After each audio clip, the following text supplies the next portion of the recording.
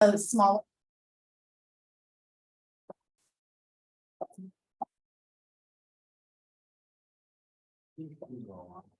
Yes. Let me know when you're ready. We are ready. We are going to reconvene open session, so it's 3.1, pledge of allegiance. Motion and report. That's next. Oh, yep.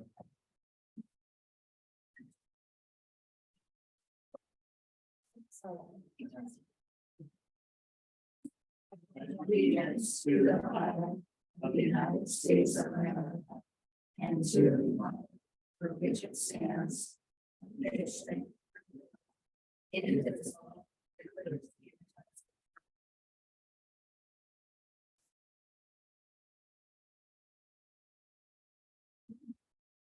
Next is item 3.2, report on closed session agenda items.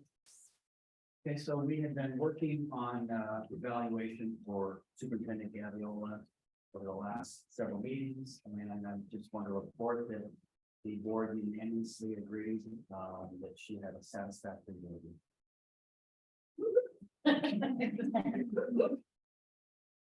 Section 4.1 on public comment. Chris, did you receive any requests to speak on words for any public comment?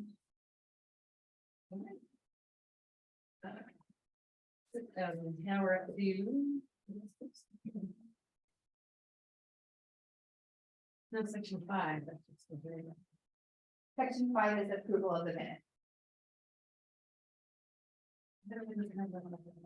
Oh, sorry. At 5.1, regular minutes, meeting minutes, of April 19, 2023. I'll make a motion that we approve the meeting minutes, April 19th, 2023. Oh, second. Any discussion? For President Trump, I think we had one item. No, that was the one. I should have written it little.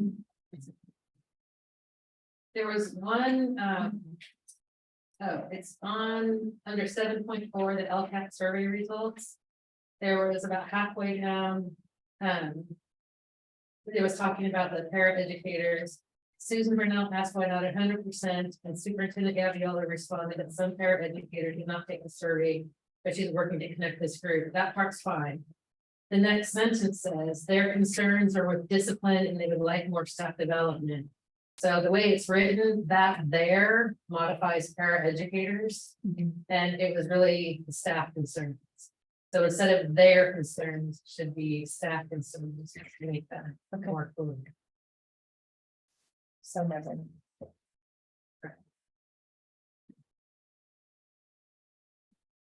Oh, so that was it for then. Anybody else have any comments? Chris, are you, I know you made the motion for approval, is that correct? You made the motion for approval, Chris, correct? I did, Okay. so, Are you good with that change? yeah. Trustee Wright? Aye. Trustee Brownell? Aye. Trustee Ross? Aye. Trustee Castillo? Aye. Trustee French? Aye. Motion to approve with the edit. Thank you. Okay, 6.1, associated student body. Ms. B, do you want to introduce? I would love to. This is Lillian Aldrich. She is a fourth grader and part of our ASB, and she has some fun activities that she would like to share with you. Hi, my name is Lillian and I am here to present about the ASB activities on campus. The Apex Runner was a great activity for the students. The PTA made just over $13,000. Yesterday, we had a farmer's market planned by Becky, our station. All the kids got to sample local veggies, produce, cheap fries, and some delicious meat. Third week is going to be an entire week of dress days. Monday is college year. Tuesday is neon day because of Future Bright. Wednesday is Future Career Day. Thursday is Just for Success. Friday is Retirement Day. Our counselor, Miss Walker, is going to visit all classes and talk about future careers. Just a reminder, the play 101 Dalmatians is coming up on the week 18th and 19th. That's six. Everyone is welcome to attend. The actors have been working really hard for the play. We have a beach day. We have a family beach day will be held on Friday, May 26th. More information will come soon. The eighth graders are traveling to Yosemite on May 30th to June 2nd. And Miss V's movie night and campout will take place on Friday, June 2nd. And lastly, drum roll please, the fourth and fifth graders are going to take part in some fun Gold Rush activities on the last day of school. Thank you for listening to my update. Very nice stuff. Does anyone have any questions for Lillian? I have a question for Lillian, but for us, did we have a public comment speaker? Could that camera be turned to face them? So that people have. Maybe, right now it's not, it's just a matter of the way, Sean sets up our tech, it automatically focuses here. So I don't know if there'll be an issue around refocusing it back and forth. We can find, I will find out though. I have a question about the Apex. How much do they get?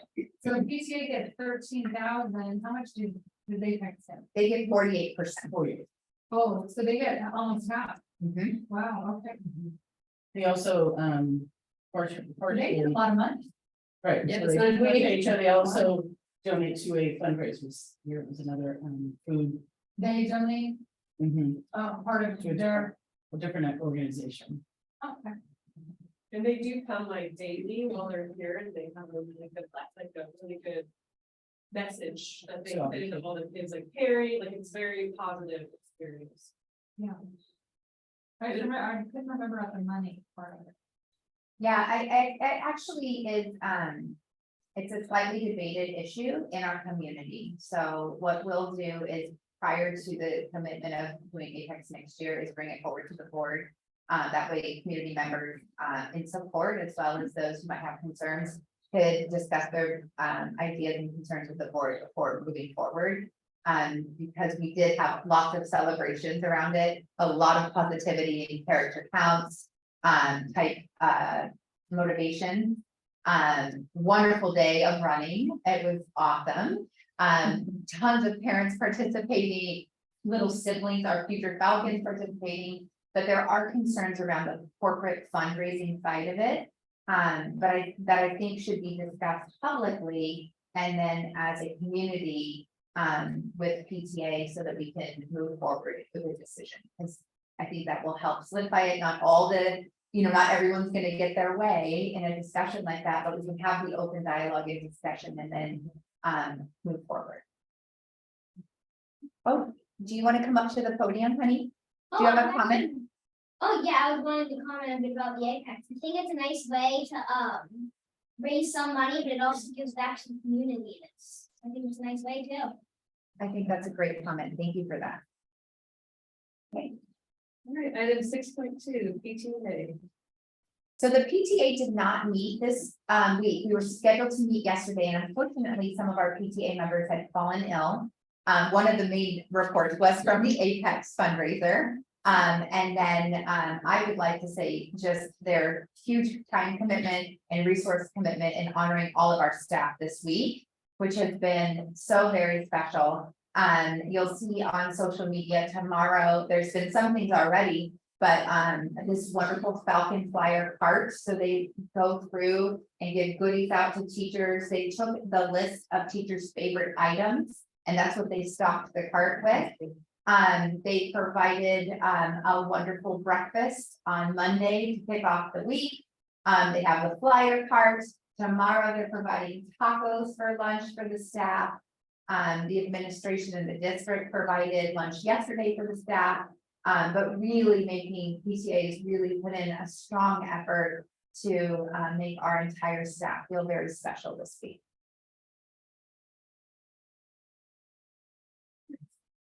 Great, 6.3, teacher presentation. Great, so we have, and if you go up there, I'll get it projected, and then you can just let me know when you want me to turn these slides. So let me just take one moment to do this.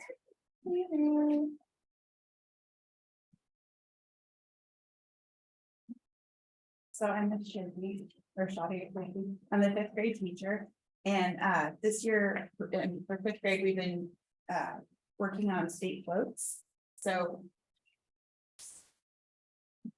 I brought our I brought our fifth grade representative, one of our fifth grade representatives, that's Brooklyn Madonna. And we also brought back who's out, who's also our fifth grade, one of our fifth grade peacemakers. And they brought their floats. You wanna share? Oh, yeah. Yeah. Down. You said I'm here, right? Okay, thank you so much. It's kind of, yours is heavy, huh? I'm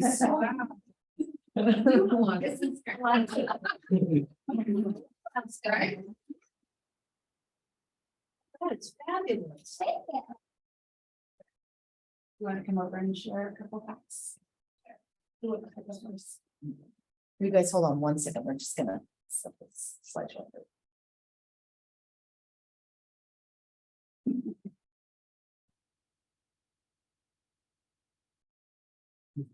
Very good, my God. It's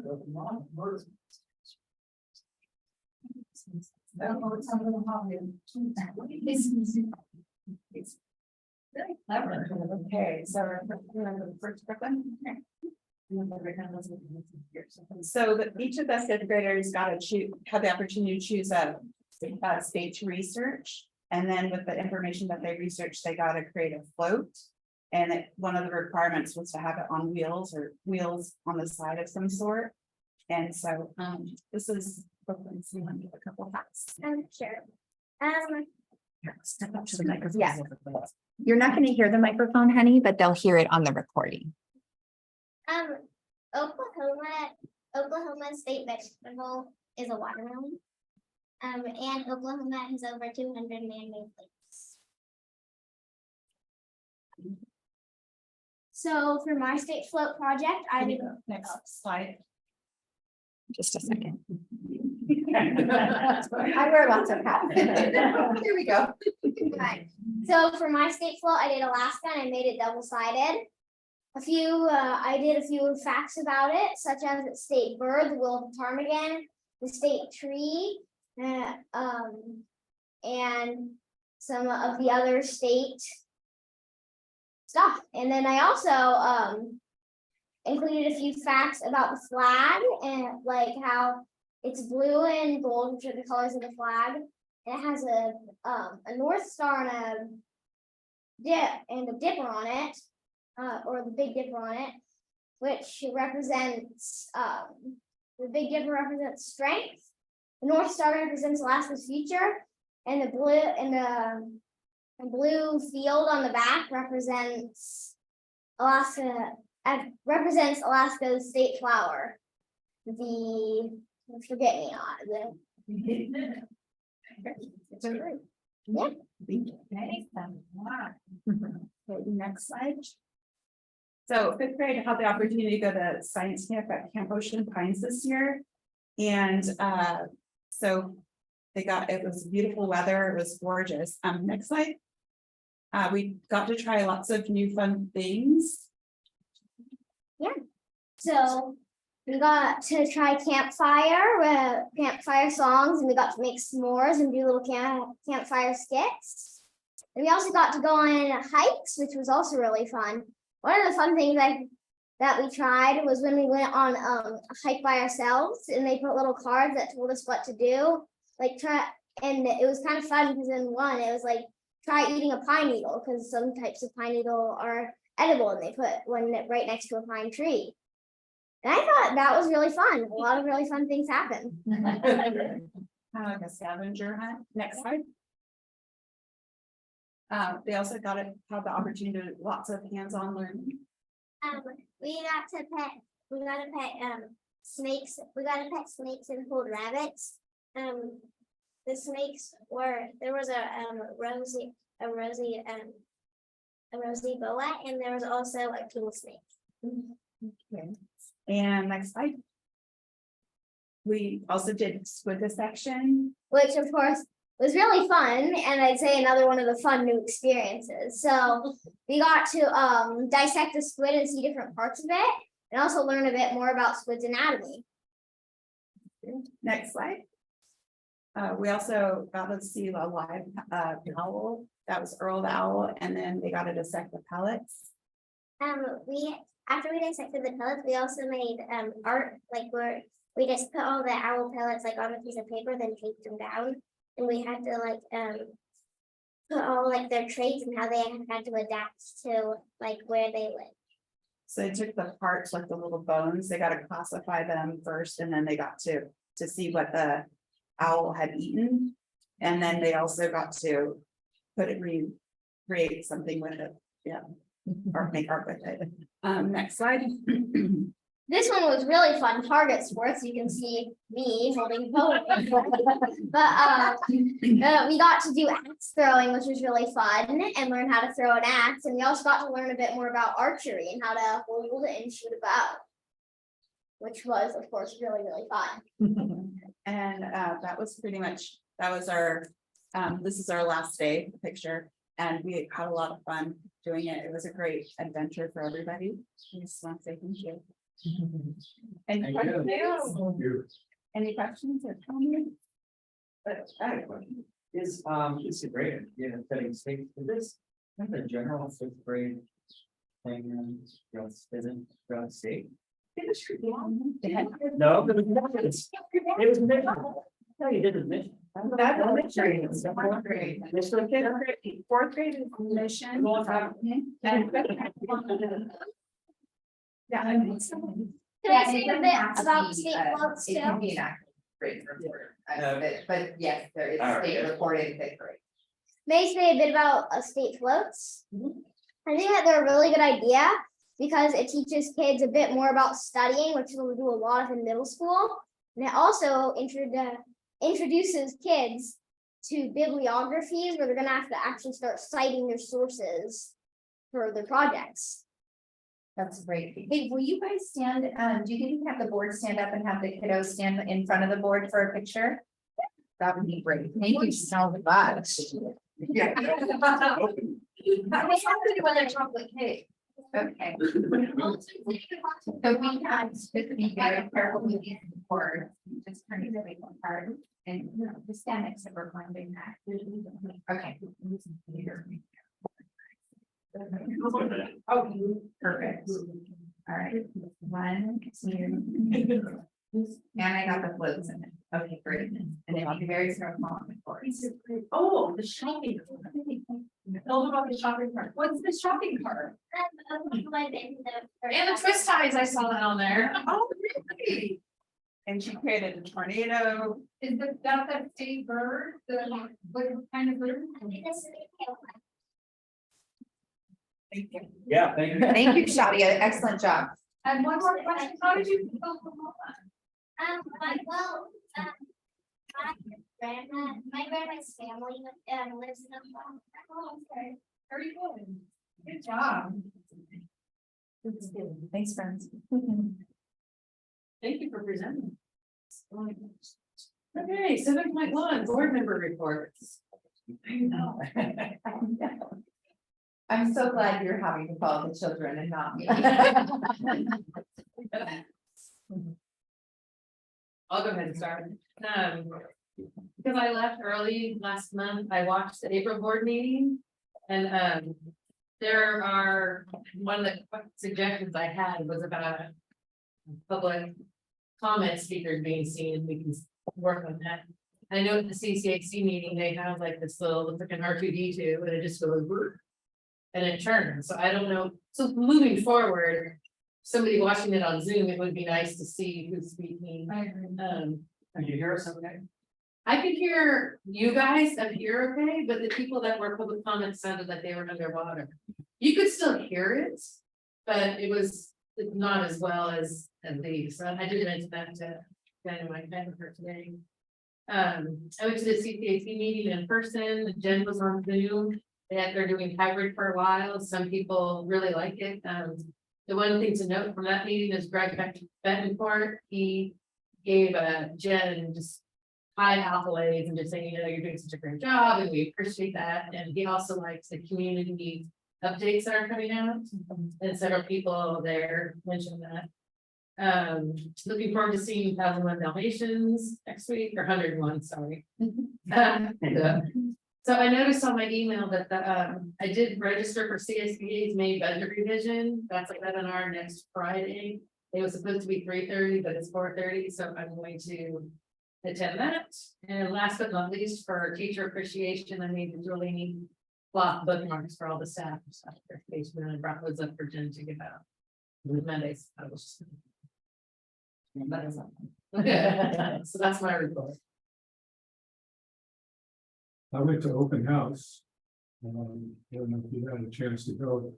Naturally, having been a middle school teacher, I wanted to see how they were doing compared to what I used to do. But that didn't attract me as much as kindergarten. Kindergarten was a show in itself. And there were even little kindergartners to help me understand what I was seeing, which was kind of cool. I like that part.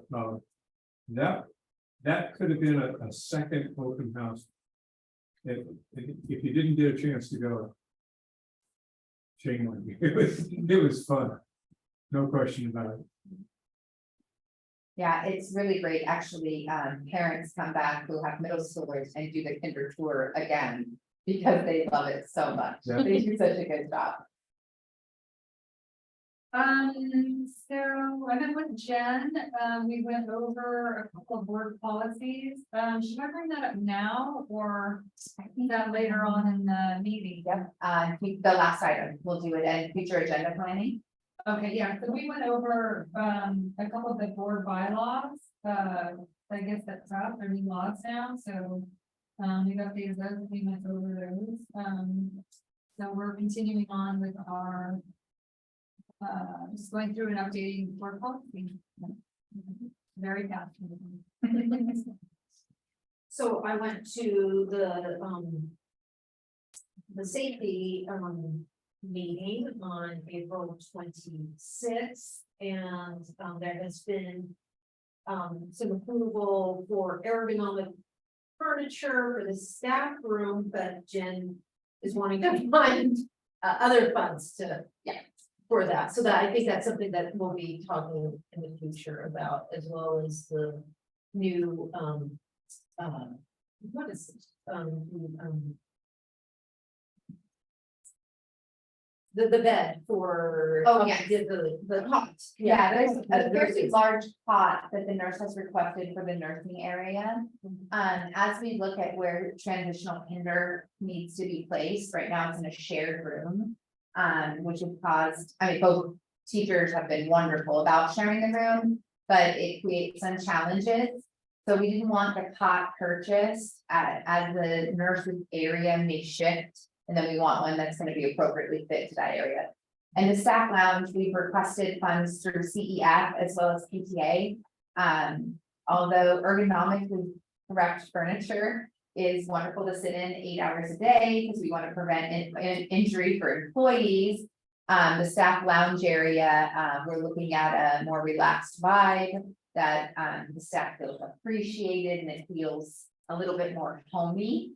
And it will actually be significantly less expensive, but give a lot more positivity. And since it's a short, you know, it's a short bit of time when you're in the lounge versus all day at like chair that needs to be appropriately fitted to the employee.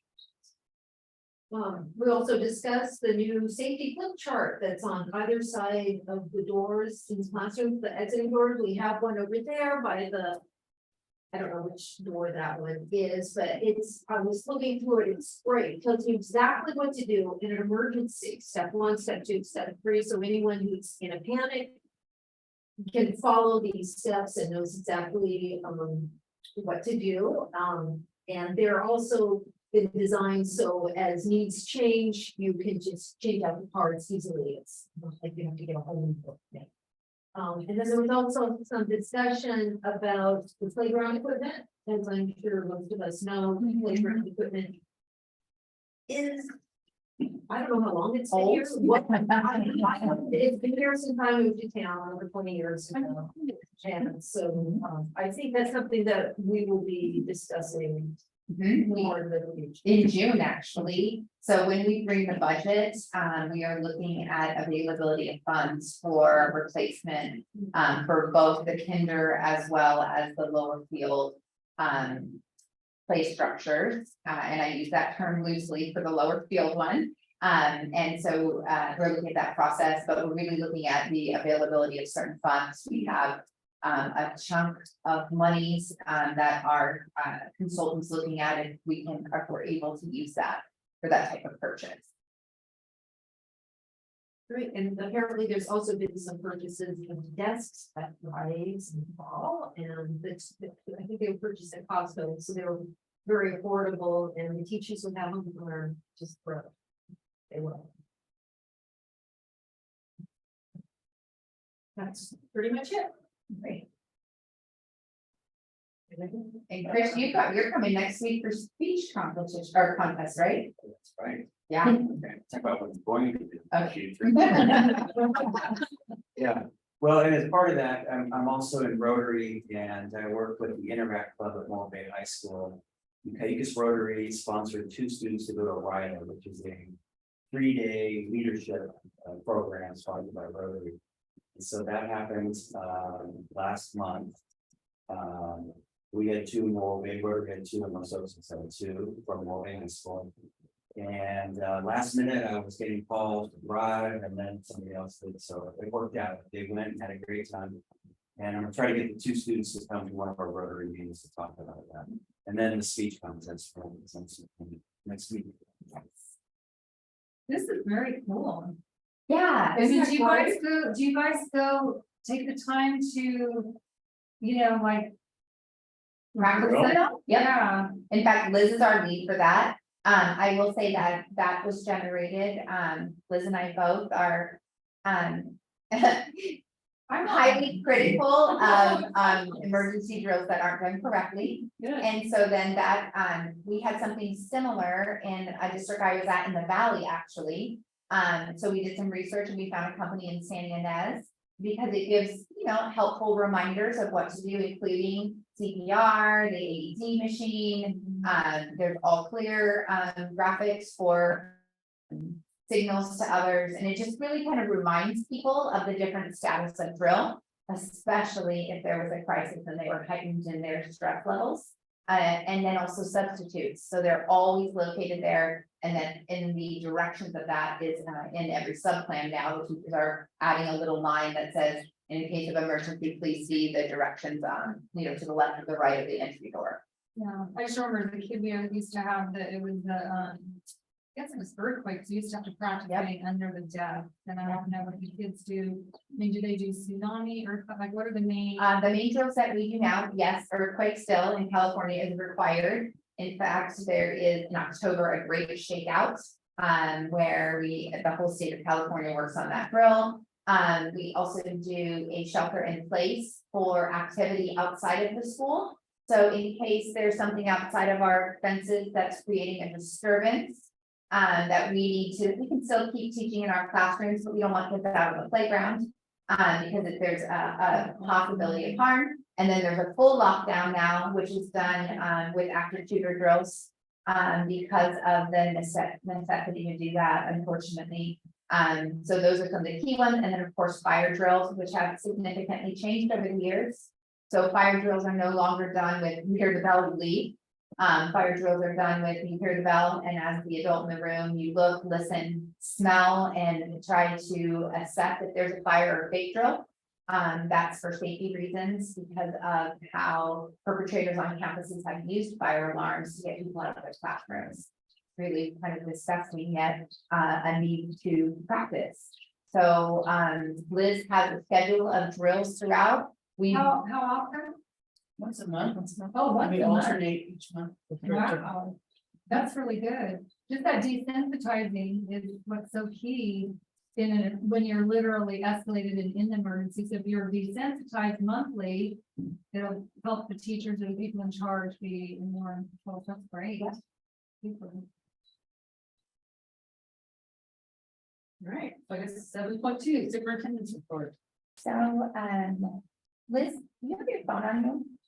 Could you text Michaela and see if she can see my screen? She's been sending me a little message about they can hear us just fine when the video's on you guys, they can see it. But I want to see if they're seeing what I'm projecting as well, or if there's a change I need to make, but I'll keep talking anyway, and make sure. So as actually, as Lillian mentioned, a lot of our key updates that are happening. One of them that I'd love for the board to attend is either May 18th or 19th at 6 p.m. is the drama production. That I think you'll be happily impressed. So you can just let me know if you plan on attending and I can save you one of those really important seats. Liz will be there on Thursday night and I'll be there on Friday night. Because Rotary unfortunately is on that Thursday. So this week is full of celebrating our teachers. Obviously, we want to thank Rotary. They helped sponsor a new staff hats as the weather is getting more and more sunny. So our May gray hasn't really panned out this year. It's quite sunny. So there is a Better Together Cayugas cap that our teachers and all of our staff received. With a large amount of those funds coming from our Rotary, which is lovely. We did celebrate Principal Day, and Liz was showered with lovely presents and flowers and just kindness. She was trending for a while on our Cayuga School Facebook, which is great. And I know she was looking at all the status. We are very excited about the new career days that are coming up. So one of the ideas that we really wanted to incorporate is this transition to college and career for our 8th grade, and that they really start thinking about, and we expose them to all different types of jobs that are out there. So our counselor, Tara, has done a beautiful job for K through 8, finding really age appropriate exploration activities of thinking about what they want to be when they grow up, without some of those limitations that may happen unfortunately within even someone's household, right? So it really starts to get their brain thinking of all the possibilities out there, and those career day dress ups will be fun with that. We were having a career fair, but unfortunately the timing of that was just too fast and we didn't get quite enough volunteers. So we'll revamp, rethink, and then Tara will lift that beautifully next year in the later fall, which will be great. And that's when we usually have tables across our quad area, volunteers from the community who come in and talk about their awesome job. And we have wonderful parents, but it just, again, that May is a tight month of activities for families and just communities in general, with college graduations, high school, and relatives and all those things. So we're going to avoid May in the future for that. And I think we'll get a lot more people to come in. One other thing I wanted to talk about, we'll talk lots about the LCAP, so I won't read that to you because that's really our topics in June. But one other thing I wanted to talk about is, oh gosh, I just lost my train of thought. Sorry. Hold on.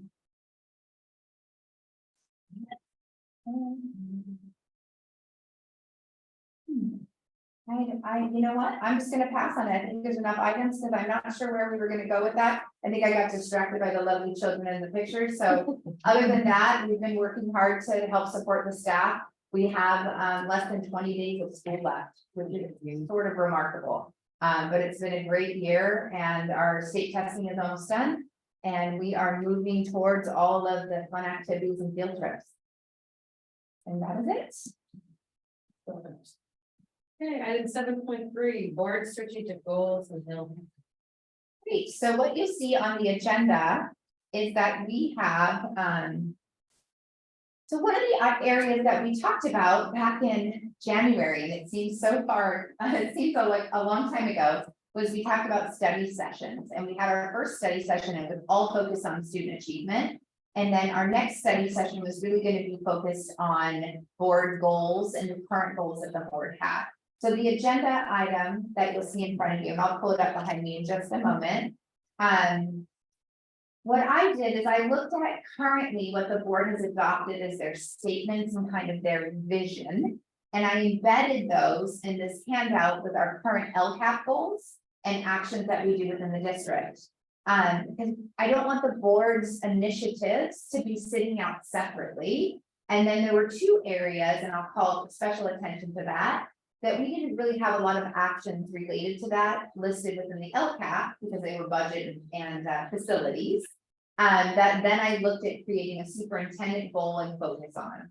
So this is just information this time for you to look at and to read, and if it's something that we want to move forward with, I think it helps focus our work with those board initiatives. So, let me pull that up. I think it's great how they put together. Yeah, I found it useful, in looking at it, but.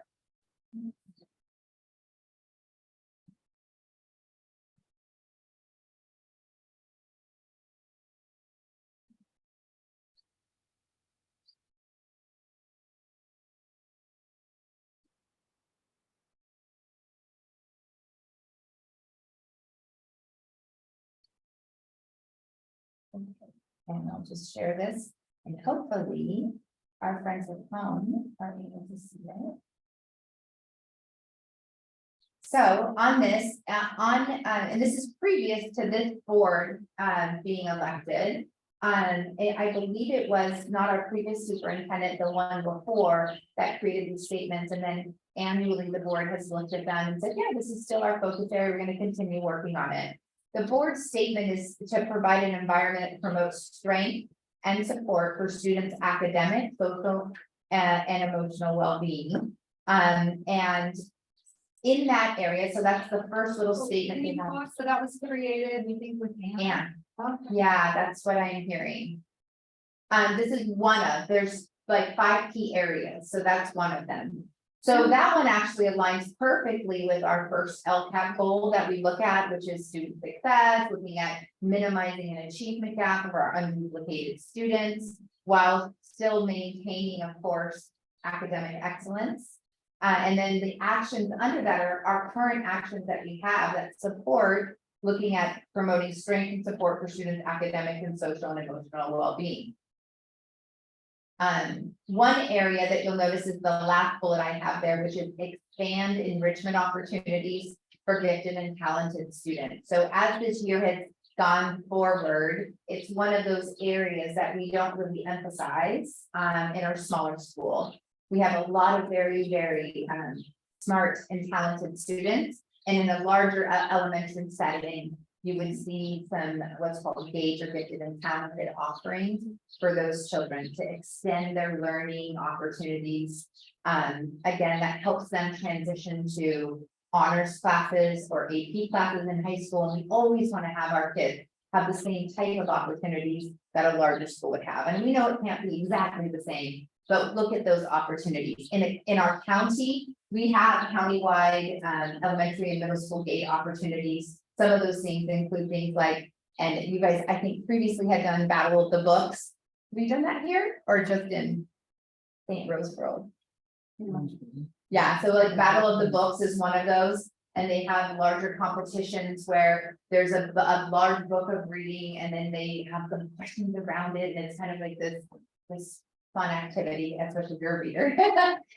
There's other things that look at a gifted and talented middle school outreach, so it rotates. I bet you've seen that in both UCMR and San Luis Coastal, and you bring the leaders and gifted and talented kiddos from each school site, and they come together in a forum and they discuss things about what they would do if they were, you know, like in charge of solve problems. And it's really about celebrating, you know, that love of learning and that brightness that can occur. So trying to expand that opportunity for our kids. The next area that also supports that is our robust visual and performing arts offerings, and you'll see those listed there. So I feel that within our setting that we have right now, those 2 LCAP goals truly support that board statement, and we have plenty of action. So you should feel as a board like, hey, we have a statement, and are we doing anything about it? It's clearly articulated here, and the area of need or expansion, I would say, is really in that upper echelon of performance for our gifted and talented students. The board statement, the next one that's listed is to continue to promote district and community partnership. Obviously, one of the things that make Cayucas Elementary School so very special is the partnership with the community and the families that are here with our staff and our school. And so we also have an LCAP goal that aligns to that board statement, and it looks at positive school culture, but also the connection to community. And then you can see the actions afterwards that we look at.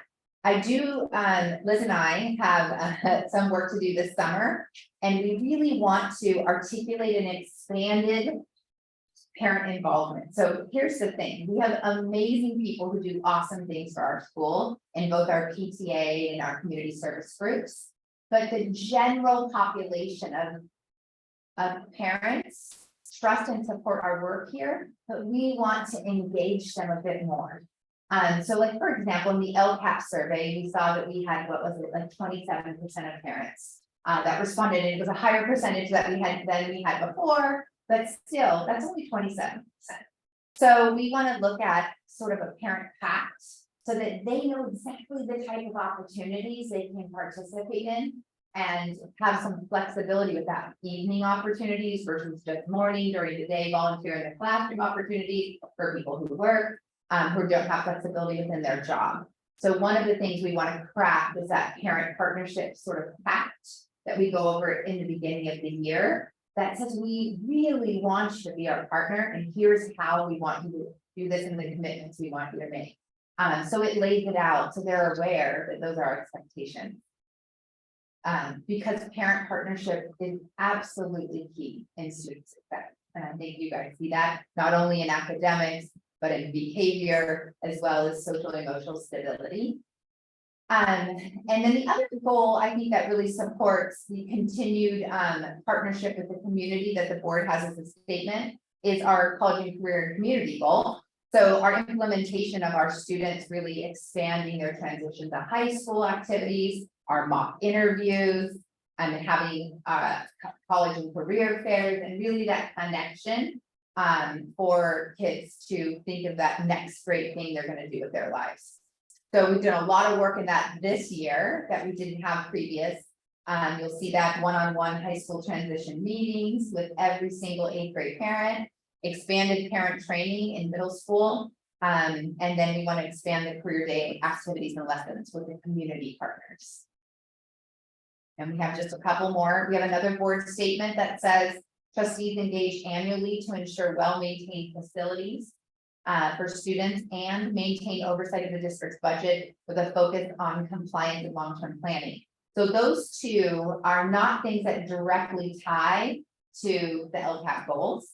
So I created some opportunities for myself to help connect to those so that we make sure as a group that we're looking at those things, and they're a commitment we put out to the community. So some of the things we currently do is budgetary updates 6 times a year. So those are the things like the unaudited actuals, the first interim, the second interim, a report on the May revise, a report on the governor's budget, and then the actual budget presentation. So we do a lot of budget talk, so we're aware of what's happening, which we need to be, obviously. I do believe that we can expand the board and community partnership with our facilities review. So that's something that site has gone through a transition of leadership, but they are coming in June to do what's called a review of our facilities, and to have maybe board member present while we do that, so they can look at the things they look at our roofing, they look at pavement, and look at long-term planning and what are things that we have to start thinking about putting aside for maintenance. And that then comes back to the entire board. So I think that would be a great next step for us. And then we can move on to advancing a challenging and supportive atmosphere for faculty and staff was the last board statement that we currently have. So I interpreted that as something that I can incorporate within my group, like my routine work as your superintendent, which is that I have a commitment that we'll foster a climate of trust and respect through relationships and communication with our staff and also the community and board, of course. And then we have some actions under there that would relate to supporting that work. So really, we just took those statements that can seem kind of big and a little bit elusive. And I incorporated the goals that we already had in the actions. So we can see as a leadership group, hey, we're working on these and this is what it looks like. And it puts some kind of substance to the statement. Not that we need to memorize all those, but we can feel comfortable having them out there. So this is just information today. What we would end up doing if the board wanted to sometime in the future, if you wanted to look at revising those or look at different goals or those type of things, then you guys would do some direction to me for that work, and we would come back possibly in a study session climate where we kind of wordsmith through those and we really build different work areas. But maybe just processing all this, and then we can decide at a later date what we would like.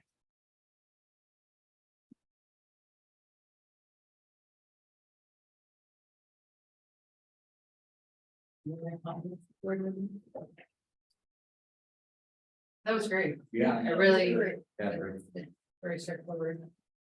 7.4, board policy 4119.24, maintaining appropriate adult-student interactions, the first read of the board policy. So we have 3 board policies in a row here, recommended by CSBA as policies that we either should implement or update. This one would be implement. We do not currently have a board policy in this area. This is one that I feel is really important in the times that we live in, that we want to be very clear about our expectations of appropriate behavior of our employees and students.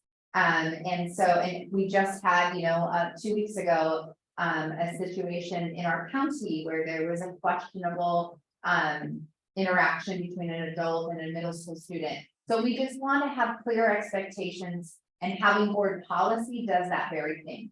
This has, as written, the CSBA exact verbiage, so I didn't change anything around it. I did make sure that my staff was really aware, especially of the last section. It's important that it says here that the following, when it lists, oh goodness, let's see, 13 different things. It says it can give the appearance of inappropriate relationships. So it's not saying if you ever do this, you have an inappropriate relationship, but it's saying, hey, friend, be mindful that if these things are happening, it can give the appearance of that. So it's a protection for you as an employee as well as the district to possibly not have friends on social media who are your students. I wouldn't advise so, and neither does CSBA, because it can give the appearance of that, and then you have to be very mindful of whatever else someone writes on your social media, right? That you can't control, and that then a student sees. So there's an interaction there, and loose ends. Another one you'll see here is something like initiating inappropriate physical contact. Again, it's not saying that any type of physical contact inappropriate, but you have to be careful on what you initiate versus what students do. So if students go in for like a side hug, you're like, oh, hi friend, that's nice to see you. But you just be careful of those boundaries that you set, because you don't know that everybody's story and what everyone is comfortable with. Anyway, it's a first read. So with every first read, take some time to look it over, see if there's any suggestions, and you can meet with myself around the next month we have to look at any suggestions. If there are no suggestions, it'll come back on the consent agenda. If there are suggestions, we'll have it come back in action, and we'll discuss any changes that someone may have proposed and that we've made to the current CSBA recommendation. So we have plenty of time. But I can field any questions. My only thing on this one is I'm sure it came from CSBA, but there's a lot of errors where it should be like in the second paragraph, last sentence. Students, so it's students and there's a space as, it should have been apostrophe. So there's a bunch of those students, employees, districts, where the apostrophe S didn't get printed on ours. So it's just, I think it comes right there. What's that? It just comes right. Yes. Right, but it's a formatting thing, so when it comes back, we need Yeah. to. Go ahead, because I know you showed me yours. Tell me exactly what paragraph you're looking Okay, so at. the second paragraph, Yeah, last sentence. please. It says inappropriate comments about a student's body or appearance, that should. Yeah, see, on our printed version, the apostrophe is there. Yeah, it's there on one. Yeah, that's why when I was like, oh gosh, tell me about it, because I was like, I saw That's yours. Yeah, Okay. Mine's yeah, so we'll double check on So then all this. those must, that's weird. It might have been on the PDF version, like a transfer of the That PDF. was your PDF version. Well, that might be the version is incorrect, yeah. So- Yeah, But there I were took, errors. but I took that from board doc. So- Yeah, so I may be in the transfer, but I will make sure that when the one Okay, we so have, it looks like it's right. Okay. yeah, Yeah, because you saw it today. exactly. That's why when, as soon as you started talking about it, I went, wait a second, that doesn't match what I see right now. Right, So, okay, good. Okay. Good. great. Any more discussion on that? Okay, so the next one is 7.5 board policy 3555, nutrition program compliance. This is also the first reading. Yeah, and I'll be very brief with this one. So the nutrition program is a federally funded program. So it aligns to any changes within federal laws around discrimination or access to program. So what this did was it created any update in the language related to non-discriminatory practices. And that's with employees in the nutrition-based program, consultants, and or students and their families who are receiving like free and reduced lunch. Everyone in California is accepting that right now, so there's a slight variance which that happens because it's a federal guideline, but there is great concern around discriminatory practices related to giving people access to food based on protected class. So this actually, you'll see it within the blue line version, adds the new updated federal guidelines related to protected class. Which is a government code as well as an ed code. And that particularly in this section adds this phrasing. So previous, we didn't have complaints including alleged discrimination. And then now in the guidelines, it actually has to list the protected classes. So on the very bottom of policy 3555, no. I will show it right here. Yeah. It will actually list race, color, national origin, age, sex, sexual orientation, gender identity, or disability. So it has the new federal definition of protected classes.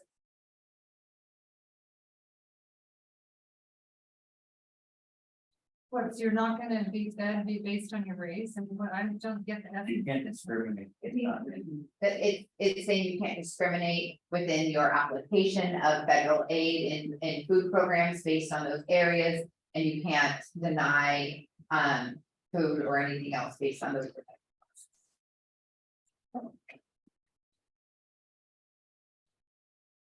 Which also includes things like program requirements, so you can't say it's only, you know, you can have limitations to the program requirements that discriminate against the protected class.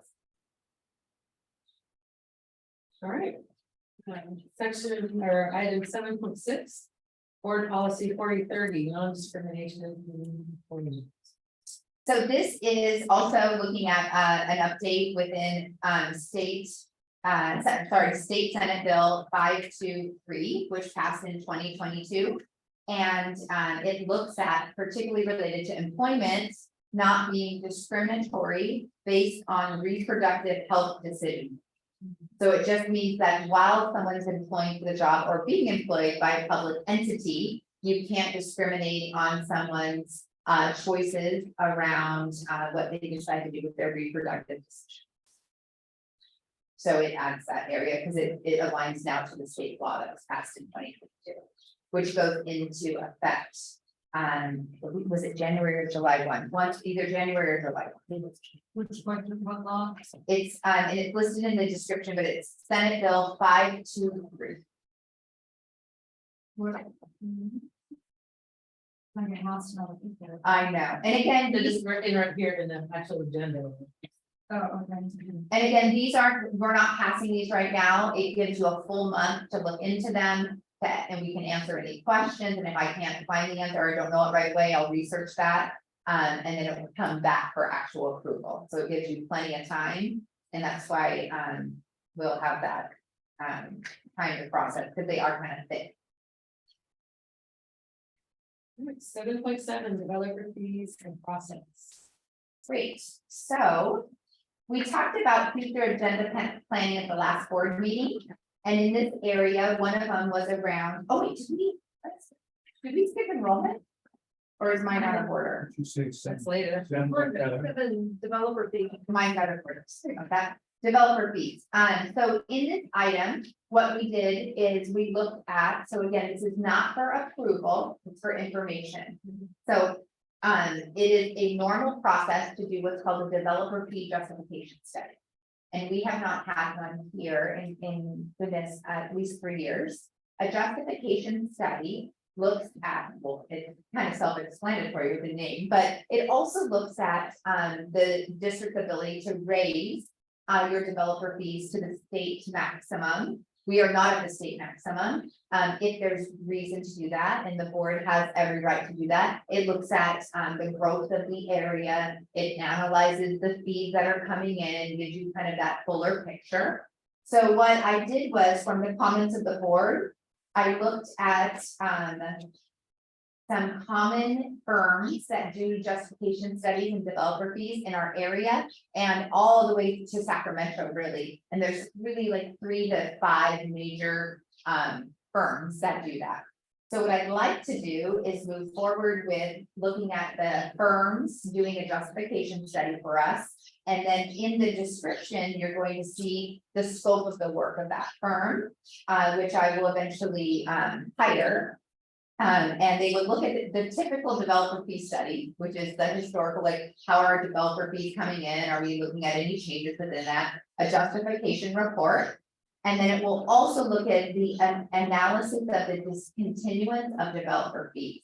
So that third lens of what happens if we in Cayugas don't take developer fees anymore, the process of that, the process of possibly, if you had growth, the need to go back to developer fees, what that would look like. And then a timeline. So basically, you would send that out to these firms. We would be very hopeful we'd get that back around May 20th, if they were interested in the work. And then on June 28th, with that company, we have a very tight timeline to present to the board on when they're going to get us the report and what our next steps and actions would be, with most likely the board taking action of this in September. Because in December every year is when you do a developer fee report. That's required by the state of California. So we want to have plenty of time to have all of that information, especially if we want to have information maybe in September, possibly action in October. It gives us, our staff, plenty of time to prepare the appropriate report by December 1st. So that's what I'm thinking as our process, if you guys are good with it. It's all, this one is just about process and getting the information, and then we have plenty of time. You're not going to feel rushed about making decisions. That's good. Okay. So we will move forward contacting Schoolworks, Eric Hall and Associates, and Cooperative Strategy and Consulting for their timeline and process to make sure they can do this work within the timeline, look at the cost it would be, and then of course, select the most beneficial cost company for us. So that is that. Thank you. 8.1, approval of the consent agenda. So there's an item I would like to pull from the consent agenda, so do we have to approve it first, or is that part of the motion? So you'll request to pull the item, which item number? It's item 8.5, which is approval of Moss Levy, Parkside LLP as our auditors. And I would like to make that item 9.7 in action. Okay. And that's only, there's nothing wrong with it, it's just there's a typo in there that needs to be fixed. So that's, we can absolutely pull that. Are there any other items that need to be? No? So pulling it because of the typo. Yeah, that makes, yeah, it's kind of a big one. Yeah, it actually, in the contract, it lists it like 4 different times, but in one of the main paragraphs, it has the wrong years that the auditor would be auditing, so That's kind of big. okay, then now you can take a motion on approval, if there is a motion to approve the rest of the consent. Make a motion to approve the consent agenda with the, with 8.5 removed And added as 9.7. and added as 9. I'll second. Any further discussion? Trustee Brown. Aye. Trustee Ross. Aye. Trustee Castilla. I, Trustee Friend. And trustee Brett. Right, Motion passes. Did anybody cover closely how you? Alright, so now we are on action session, session 9, specifically 9.1, approve and accept donations. Okay, staff is, with lots of gratitude, would like to accept the donations. The Cayugas Lioness Club for $1,000 for our fine arts program. And that specifically is for the 101 Dalmatian production, again, May 18th and 19th. Yeah. The Cayugas Educational Foundation for $475 for middle school guitar program, which is great. The Cayugas Rotary for four donations this month, which include a wonderful science experiment and learning about the life cycle of ladybugs in first grade, as well as $2,065 for Camp Ocean Pines, which you saw today. The kids did an awesome job presenting on. $190 for our championship boys basketball sweatshirts to commemorate their work. They not only won the tournament, but they also won league. They only lost one game the entire season, and they really came together as a team. It was really impressive to watch. And then last but not least, a wonderful $385 from Rotary that allowed for our middle school students, 18 of them, to go with 2 chaperones to Paso Robles to watch the production of Anything Goes. That was it, right? Oh gosh, I want to say all aboard every time because it takes place on a cruise ship. But Anything Goes. It was a beautiful production. I went and saw some of my previous students who just starred. It was really inspiring. When the middle school students came back, their comments were wonderful. It did exactly what we want. Like, I really want to do that. I couldn't believe they did that. I want to be like so-and-so student. And it made it a reality because those kiddos were just middle school kids, 3, 2, 4 years prior. So it was great. And we want to really thank Alyssa Bright, who was a parent volunteer, and Megan DeVos, our drama teacher, who took a Saturday night and brought the kids over. They fed them pizza while they waited in line so they could, be first in, and then were able to watch this great show. And so staff recommends approval of the donations. Make a motion, we approve the donations. a second, Any further discussion? Trustee Ross. Aye. Trustee Castilla. I, Trustee Friend. Aye. Trustee Wright. definitely, aye. Trustee Brown. Aye. Motion passes 5-0. Okay, 9.2, CDSD and Cayugas Education Foundation recognition. Last board meeting, and prior to that, the board received correspondence from Cayugas Educational Foundation, which looked at the idea around recognition of community service. So really people who have dedicated a large amount of time to our school and making it better, and partnership with our kiddos. And so in the board direction, I met with 2 representatives, sorry, it's a little bug, 2 representatives from CEF, which included Hannah Held and Susan Mathias. And we brainstormed ideas about what we could do for a possibility of recognition. And so what I have in front of you is a proposal. If the board isn't quite ready to take action on this yet, we can always table it because we came quite quickly, but I thought, no time like the present, let's talk about it. So we met and we talked about 2 possible locations for a recognition wall or recognition area for staff. And then we really got into the discussion around, but what would be the parameters of that so that we would be clear and transparent. And we have a proposal for this board to consider. So CEF would like to partner with our school district for a recognition, and I put wall in quotes because it really depends on which area we look at, for the community educational partners and for our staff. So in talking with our colleagues in CEF and just kind of thinking about, when we talk about partnership, I thought it would be a great idea to also look at our retirees who commit so many years to a partnership of kids, so having recognition of them in that same area. So what you would see here is, we would have in the community area, someone who would be considered a partner would obviously be nominated, but they would complete these priorities, which is 10 years of educational partnership with Cayuga School with a notable project. And what I mean by that is, we have lots of wonderful partners in Lion, Lioness, Rotary, CEF.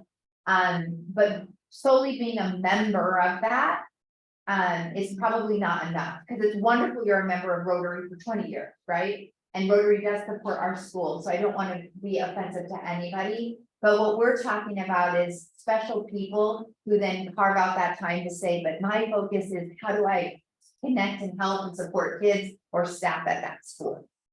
Additionally, that's where I think we would recognize under those same type of standards, board members who have long time commitment to volunteer work with the school districts. And in the area of, and then once I finish this, then I'll field any questions. And remember, these are just, I mean, if there's changes the board would like to recommend, please do.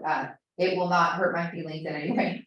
The other area is in school work. So in a school employee giving 20 years of service or more, in Cayugas would, when they retire, we get that symbol of recognition, and it looks similar to a plaque, or what would look like almost like a plaque on a wall. I recommend that the nominations go through a committee that has 2 CEF members and 3 school site designee members, and one of those must be the superintendent. Because you're going to field questions and concerns, and you want to make sure you don't have the, I mean, I don't foresee it, but just basically any potholes that you might be stepping in, that the superintendent then has to carry that. The nominations would be done throughout the school year. They would have to be received by March 1st. And that they included in that nomination is the name, the organization, years of service, and then about 4 to 6 sentences of like, this is why this awesome person should be recognized. And then those, and I, in talking with Carrie to add clarity, instead of nominations there in the last sentence, would say those honorees would be presented to the school board in May. So basically, we have all year, we process all the nominations, and then in May, we recognize them. That means in that June to July, that plaque is probably put on in that area. And then we would move forward. But obviously, the first year of implementation is going to be the most expensive. After that, I would foresee, 2 to 4 people or something like that happening. So it's going to be a lot less expensive, but the initial implementation might be costly. In your board packet, I have some pictures of what we were thinking, and I can describe the location, and I'm going to go ahead and pull that up really quickly here.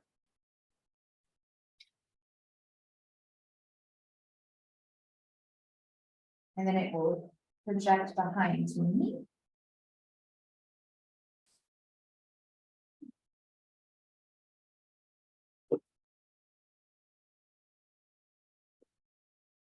So we have 2 locations. I will be upfront. This was our original location, but it's not my favorite. So it's not the one I would say I really want you to think about. And the reason why is, although in the image, the nice part about it, so there's positives, I always find positive. It's right there in front of the school. So anyone walking by, and you have a parent who works here, you can say, oh, look, it's right here. And so it's very community accessible, which is great. But I will tell you, those steps are misleading in this angle of my picture. The steps themselves are only about this tall. So you're looking at probably 2 plaques that would be there, and they're very low to the ground. So it feels a little bit on the ground, I have to tell you. But it's not a definite, like, this is a terrible idea, or I wouldn't even show it to you. I had one terrible idea. Well, I have many terrible ideas. Because I tried to like, well, what can we do? I have many terrible ideas, but this was one that I was like, this isn't bad. But I did fear a little bit because it is so low to the ground. There's a limitation to it. And then the other thing is that on the second step, it's all in a slant. So there's always going to be gap spaces because it's not an actual rectangle. So there's some spacing stuff that I was like, I don't know. So there's that. The second one. But it is a really accessible and kind of, it sets the stage in the front of our school about partnership with the community. The next one is actually close to where we're located right now. So in this one, what you'll see, so if you were to come out our main door here and go to the left past the gym, before you get to the quad area, you make a quick right, like you're gonna go on that outdoor stage, there is this little area. There's already a memorial bench there for an employee who worked in the district. Currently, you gotta love Photoshop, next to that black bench, there is a bright red bench with 3 seats. I would actually relocate that to a different area, it's not a memorial bench. And then we would actually use that little corner to have it be like our partnership or Cayucas Community Corner. That way, if anyone was going to any of the larger events on our staff, it's more protected, it's higher up, and it gives us a lot more space for memorial. Or not memorial, but recognition. One of the other areas I like about this is, if you'll notice, let me zoom in a little bit here. This has Mr. Williams, who's a beloved teacher in Paso Robles, but it gives you the picture of it's a beautiful cast bronze, basically the information. So it would basically have our symbol of our school, and then it would say in partnership with Cayucas Educational Foundation. This wall recognizes community partners as well as staff who have done years of service to impact, positively the lives of children. And so it kind of sets the stage. And then the smaller plaques have the name of the individual, and if they're a community partner, or the name of the individual if they were an employee. And so that's the other area. There could be other areas too. We did kind of want, like, and then I call Mary and go, hey, what about this spot? And she goes, no. I'm like, oh, you're right.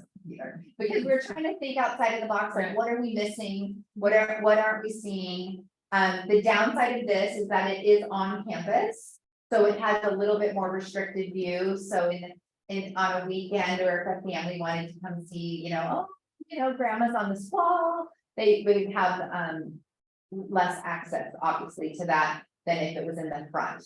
But at least it's not kind of low and limited in space. What are your guys' thoughts on it together? I like option 2. Well, in option 1, there's a photograph with the street view. From the view from the street, in our handout. Yes. that we have. I don't know if that would be an appropriate place, just.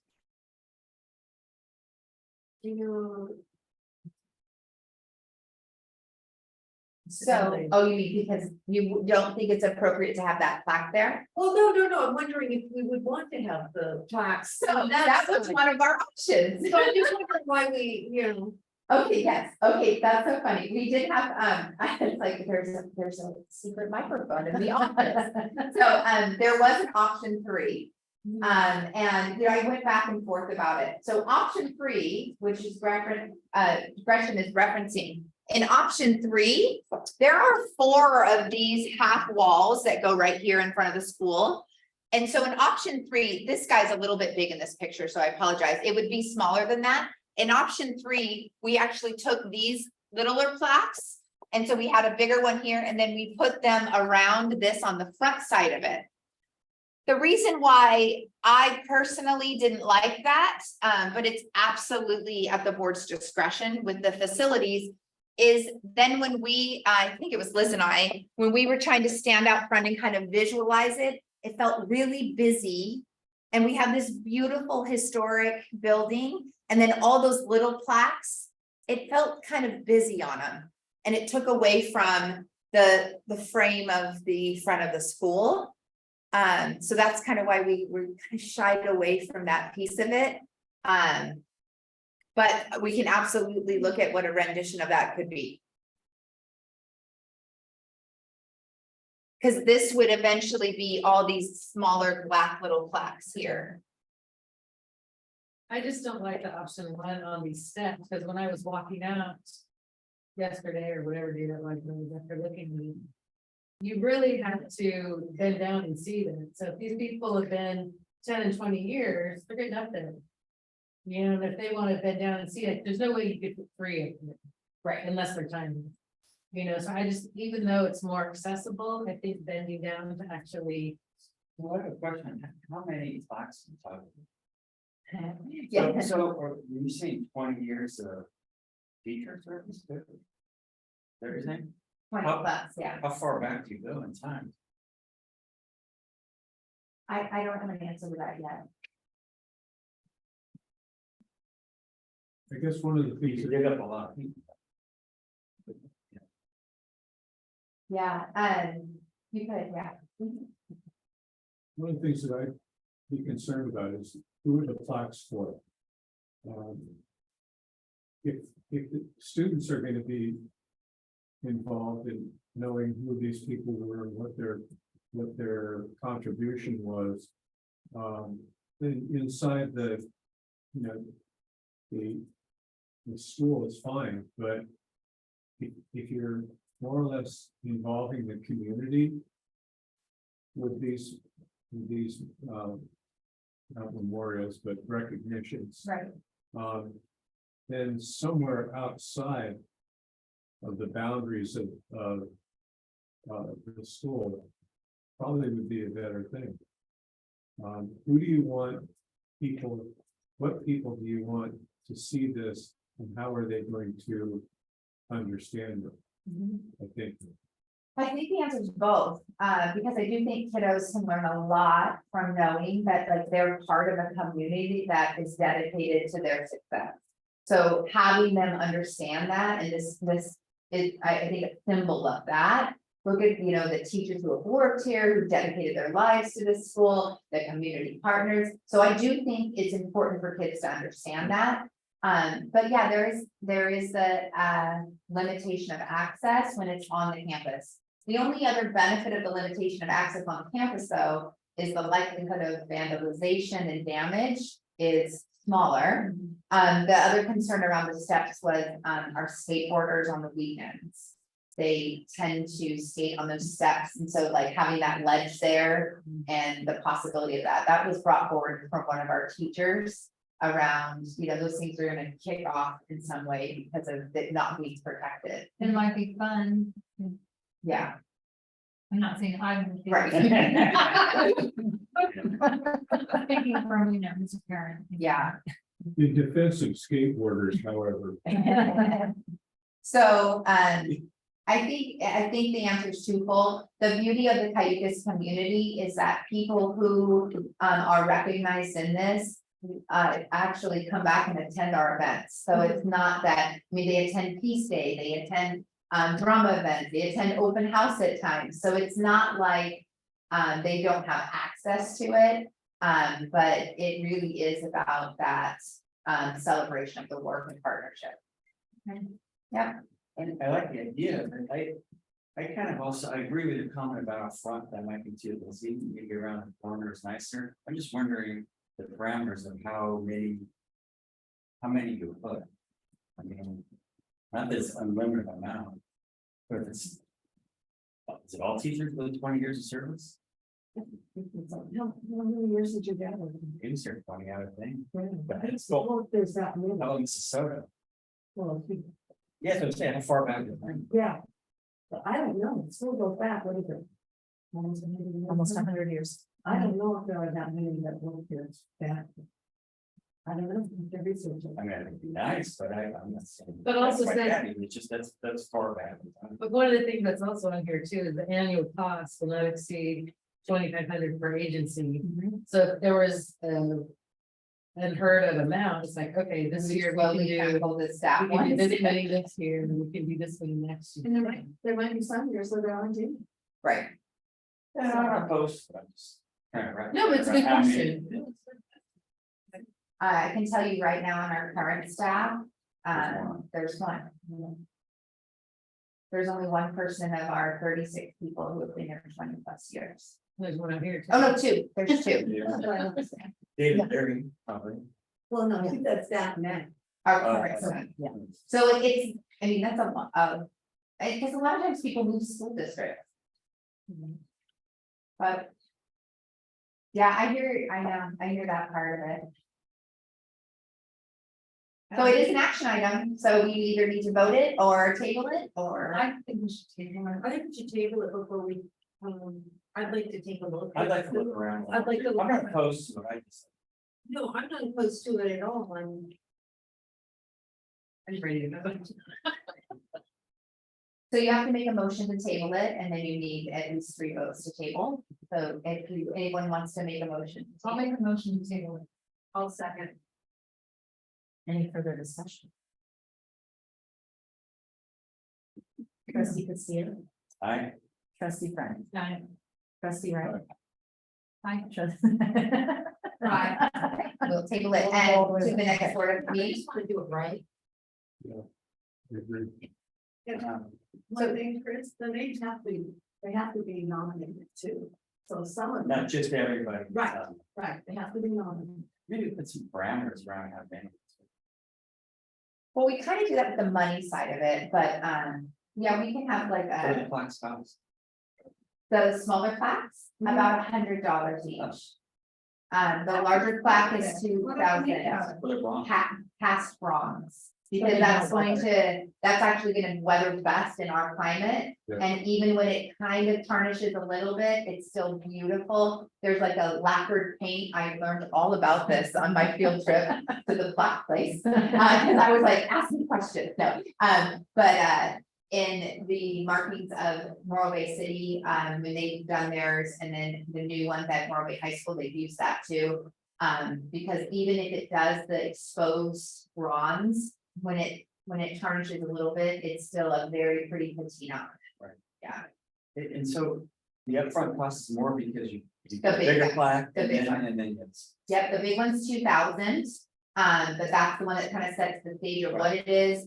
And then after that, they're roughly 100 to 150. The other thing he recommended is that you will always have cast bronze. It's been around for over 100 years. And it's not something that, like, other materials come and go, and what you don't want to have it look hodgepodgey. So that's why we also recommended the cast bronze. All right, 9.3, school calendar changes. Okay, this is a quick one. I'm asking for a shortened day on Friday, May 26th. We do have the instructional minutes necessary. This will, Susan, I'll follow up with you. Okay. This will give us the opportunity for us to have our community parents and kiddo barbecue. And that's where we invite them on, and we have the barbecue, they play games. But then we're released. So we encourage families to go to beach day on their own. It is my strong recommendation that that's what we do, because of the increased liability and concern around us taking 5th, 6th, 7th, and 8th grade classes to beach day, even with one lifeguard. So I would think we should move forward with that. I will tell you, I've consulted numerous other people around that. I vaguely asked our insurance provider without completely asking them. And the strong recommendation is that we have families take their kiddos to the beach because they know about their swim levels, and if they can serve, if they can't serve, all those other. So would you be motion? That'd be great. Okay, so make a motion to approve. The calendar. The school calendar change, 9.3. For May 26th. I'll second. Any further discussion? Trustee Brett, Aye. trustee Wright. Aye. Trustee Brownell, trustee Ross. Trustee Castillo. Aye. Motion passes 5-0. And then 9.4, AB 1200. AB 1200 is a required action in which the County Office of Education analyzes any negotiated agreement that has financial cost to a district. The reason this happened is that districts unfortunately across California got in trouble with over bargaining and not being able to pay their bills. So now it's a process required by Ed Code. So this is the county's approval of our negotiated settlement related to finances. They don't get in the weeds around our language agreements, but specifically related to contributions for health benefits and for salary. So staff recommends approval of the AB 1200 that was issued by Dr. Brunja. Make a motion to approve AB 1200. I'll second. Any further discussion? I'll second. Any further discussion? It's more discussion. I'm sorry. Trustee Wright? Aye. Trustee Briner? Aye. Trustee Ross? Aye. Trustee Fitzgerald? Aye. Trustee Craig? Aye. Motion passes 5-0. Okay, item 9.5, 2023-24 negotiations, certificated salary and health benefits. So on behalf of the board, we negotiated the certificated salary and health benefits. Instead of doing a straight percentage offer, which many districts did across our county and across the state, we looked at diving really deep into fixing the salary schedule. Our partners in negotiation were wonderful with that. It's a lot easier, I will tell you, just to do a straight percentage. But they wanted to get to the heart of fixing what we had as issues within, just historic salary schedules, basically. In a nutshell, we have 4 columns in our teachers' pay scale, and it's based on how many units they have after graduating college. Our second and third column were sorely competitive in the county. Additionally, where we narrowed in on is year 10 through 15, were also very paid compared to our neighboring district, St. Louis Postal, which is problematic because that's really some primetime teaching years where you get your groove on, you're teaching, and the last thing you would want is someone to leave you at year 10 to transfer over, and at that point get $8,000 to $9,000 more a year and simply drive 7 miles. So we really looked at, I want to thank personally, Sean Anderson was a wonderful asset in running the numbers with me and a true partner in trying to solve this issue. What it roughly does is it looks at about a 7% shift year 1, which would be next year's implementation. I will tell you that with the federal monies that have come in, a lot of our neighboring districts that are not community funded, that get a COLA, have settled at 8 to 12%. But our teachers believe that this was the best step, or they agreed to this step moving forward, along with the other aspects of the agreement with health contribution and with a one-time payment of $100 in August. And then the following year out, we're looking at 2%. So we would be done with certificated negotiations and salary and benefits for next year and the following year. So it would be a 2-year agreement. We were looking at a 3-year, but with the volatility of where our economics are right now, I thought it would be more mindful to wait on 2 and then really look at where we fall year 3, because year 3 looks to be a less friendly year in school funding. But we should be pretty protected of that because we are community, but the trends. Thanks. So 7%, I just never recall that big of a jump in the short time I've been here. But have we ever taken that big of a? You haven't. In fact, if you had did 1%, 1%, 2, 4, So now we're doing. and our neighbors went 10% in Cambria, and Coastal went, I believe it's 10. Paso went 10 for 1-year deal. It's surprising, but it's absolutely affordable within our district budget, and it keeps us maintained and competitive with recruitment and retention. Which seems like a scarier number. It is scary. I mean, it's not as scary as LAUSD though, who just went 21%, which is pretty shocking. Where to get the money? Well, with those, you have a cost of living increase, but that's not going to pay for all of it. You have a flood of federal dollars that can just sort of float for a while within it, which is not necessarily what you want to do. And then lastly, the long-term, more solvent way is that they have concentrated poverty in like LAUSD, so that federal dollars of funding in the LCAP is very flush, where we don't get that. So they have layers of funding pockets that are really different than ours, but the overall state trend is super high. But our teachers were very reasonable in their negotiations. They also have a very nice salary schedule though. How would a motion go for this to accept the CTA agreement and the salary schedule? Yeah, all of this is pending. Yes, it would. And all of it, even whenever I negotiate, it's always pending board approval. So even though the AB 1200 is approved, if we don't approve it, then we go back to the table. But I'm not recommending that. I wouldn't bring it forward if I wasn't recommending. You know, I'll make a motion to approve the CTA submitted agreement and the 2022-25 certificated southern schedule. Well, second, knowing that I should never have retired. Yeah, they. Any further discussion?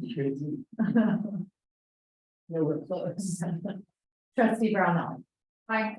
Trustee Ross. Aye. Trustee Castillo. Aye. Trustee Friend. And trustee Brand. You bet. Motion passes 5-0. So in, 9.6, sorry. Occupied and management salary and benefits. So in this one, you're gonna see a very similar type to a Me Too. Our classified staff is not represented, so they don't have a union, and neither does our managerial staff. So this negotiated, or it's not negotiated, this proposed settlement is to look at a 6% increase across the board, but it also adds a column to the right side. So the way the classified is much different than certificated. Certificated has, if you visualize it, 4 columns across based on units. And then it goes down in years of service. In classified pay, their job itself is ranged. So it's actually where it fits here depending on the demands of the job. And then it simply goes across on years of experience. That's it. So we've added a column of years of experience. So we added column K. So for longtime employees, they've been frozen. And so they weren't able to move over one. They still get a raise if we had, for example, a percentage raise, but they never moved over a column. Yeah, or a step. So we moved over a K. We also moved over a K on our management, which is not me. So we're not talking about me. We're talking about our other manager. So they got a column as well. So the variance of why, Jen, gosh, you just said teachers got 7%. We added a whole column as well, which gives a longer growth. So we did 6%, the column, and then everything else would be aligned to the teacher. We did 2 other things that I wanted to call out, which is really important. Is we looked at rearranging, so changing the pay for paraeducators, that from 5 to 6, so it increases their pay, it goes down 1 level, it's about 80 cents an hour, and cafeteria assistant. Because that's another area where when you look at competition around our areas, or even outside of education, we would be, those people could leave us today and make more money, and they're wonderfully talented people who make our school special. So we just looked at rearranging those 2 classifications, because those out of all the other classifications were out of one bit. And then everything else is really kind of the same. I do want you to know that in our health benefit study for classified employees, we are recommending a switch from what's called tiered. This is a really complex, crazy thing, but tiered, which means one party pays a certain amount, 1 person in a party, 2 party pays, and then 3 party, to what's called composite, which means it's all just 1 rate. Because in the study, it showed that would be most beneficial to the employees and didn't cost the district like, it cost the district, I think it ended up being $6,000 more, but it saves our para educators who are buying family plans, having to spend $700 a month. It knocks that down to $325. Nice. And that amount of, I mean, it gives me goosebumps, actually, and makes me really happy. Because when you think about someone who's a paraeducator who's only working 5.5 hours a day, and they're buying into our insurance, so they need to, because it's their family who needs. And then a $300 swing, and it, as a whole system, cost the district $6,000 a year. Because of the composite makeup. We couldn't offer that to teachers because of the makeup of what plans teachers take. There was way too many teachers who take single or two-party. So offering a composite would have hurt all of those people. So you don't want to, you don't want to like, who's gonna benefit, but in the classified, it benefits all employees. It was only one that it didn't benefit, but she's getting married in a month, and so it's gonna benefit her as well. So it ended up working out very nicely, because I was worried about that one person, being small, you worry about every single person, so it's great. We presented this offer to all of our classified staff so that they could give us their feedback. Even though, technically we don't have to because they're not a union. And it was a great meeting, lots of positive feedback and questions. And they just felt that even just having the conversation was valuable and made them feel valued. So it's good. The only comment would be on the new schedule, it says 2023 to 34. It should be 20. Wishful thinking. No, it's- yeah, so noted, and we will make that change so that it should have said 24, yes. Yeah, that would have been great. That would have saved a lot of time, huh? For the next 10 years, no. We are very lucky to have the talented people we do in classified and management. The motion on that? Right, I'll make a motion to approve the classified and management salary and benefit increases for 23 to 20. It says to 25 on the agenda. Yeah, it is, because there's. Oh, two the other, salaries yeah, there, right, yeah. exactly. Okay, that's my motion. I'll second. Any further discussion? Trustee Kelsey, Aye. trustee Friend, trustee Wright. Aye. Trustee Brown. Aye. Trustee Ross. Aye. Motion passes 5-0. So now we are going back to what would now be item 9.6. Which was pulled off the consent agenda. Right, and if you, in particular, it's the proposal. For plans, and that's on page 7 of the proposal, under section 4, nature of services required. It says years ending June 30th, 18, 19, and 20. And that should say 23, 24, and 25.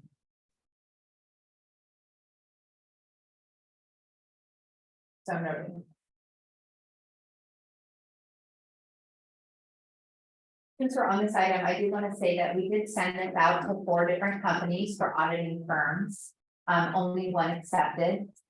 We don't send out like, we will pay you this. We basically send out, here's the scope of the work. Let us know how much you want to charge us.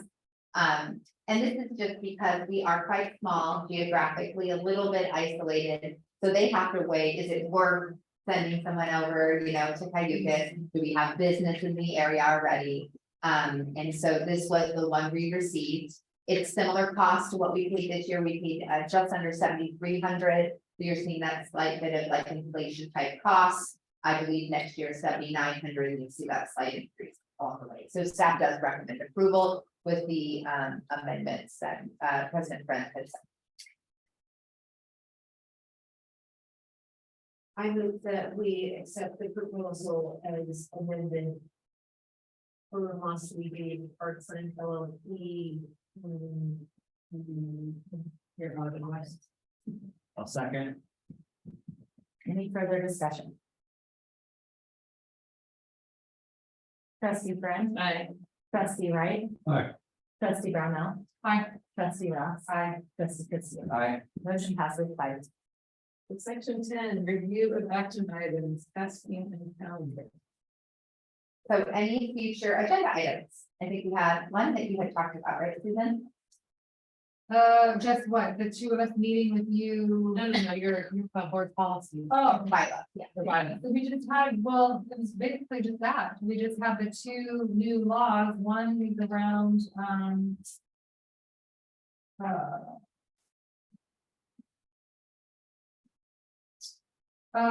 conflict of interest and, you know, taking money of anything above $250. It's a new law passed, you know, if you have a conflict of interest, you can't be in business with somebody locally taking money that you could be voting on something, you know, so. Is this a new policy or just an update? I don't know, was this the new one? Update. Yeah, so there was a election regulation update that included the 250. And so we went back and forth, we had a long discussion about it. Because like, do we need to change it? But the important part of that is if someone ran for school board, they would go to a board bylaw around conflict of interest, we want the most updated amount there, yeah. So the idea would be, would we move these forward? Would you guys want to look and review 2 board bylaws next board meeting that Susan and I would bring for edits? One is that one. And the other one was meetings and notices, which had actually 2 different things in it. One was requires boards to maintain and implement a procedure for receiving for disabilities, people with disabilities to have access to meetings. And the second one was, which I thought was kind of interesting, was the teleconferencing. You can have, was it 2 for Just Cause? You can have 2 Just Cause to teleconference in if you're out of town. And then they have a whole list of what can constitute a Just Cause. So Oh, I meant, you wouldn't have to be out of town, you might be able to take your houses to the phone, maybe just. yeah, Yeah. so, but you know, traveling business or whatever, and I found that one particular interesting because what happened to me when I was out of date and I couldn't get in because I didn't make it in the time frame, whatever, there was some snag. Which I kind of was trying to simplify that for any of us because I think we're all committed and dedicated, so we'd rather be here than somewhere else, but we had to be somewhere else to make that simpler. Either way, they have it very laid out with 2 Just Causes. And I don't know what they do. I guess you can't attend for, you have 3, then you couldn't attend that. Well, So it aligns to the Lozano Smith graph that I sent, or chart that I sent everyone a few months ago, because the new state emergency regulations have changed. So it includes Just Cause and an emergency state, so like the flooding, obviously, emergency state or Just Cause, which adds to the options of teleconferencing. So it basically had one method before COVID.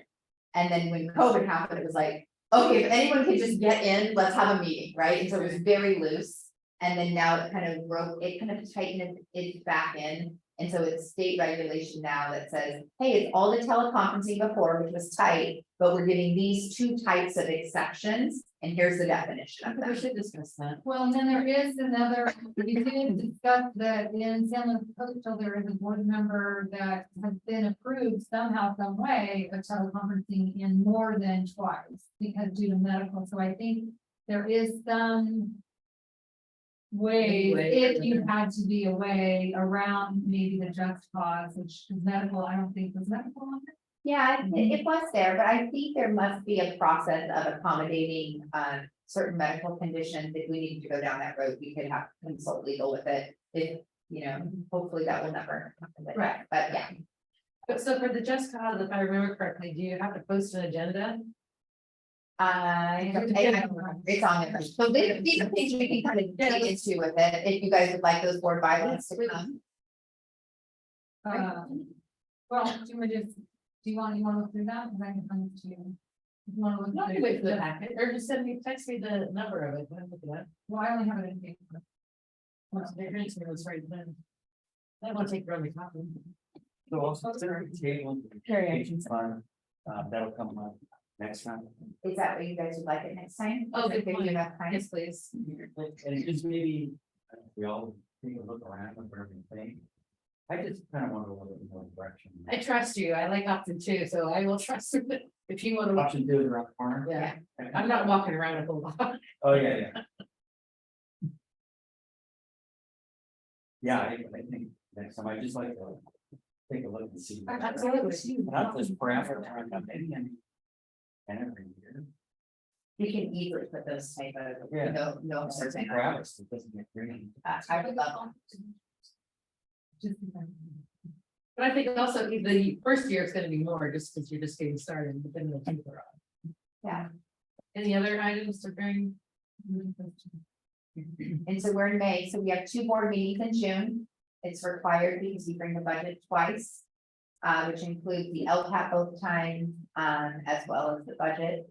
And then, that goes in on the 14th, I believe, and the 28th. Yeah, I'm pretty sure those are the dates, and we don't have one in July.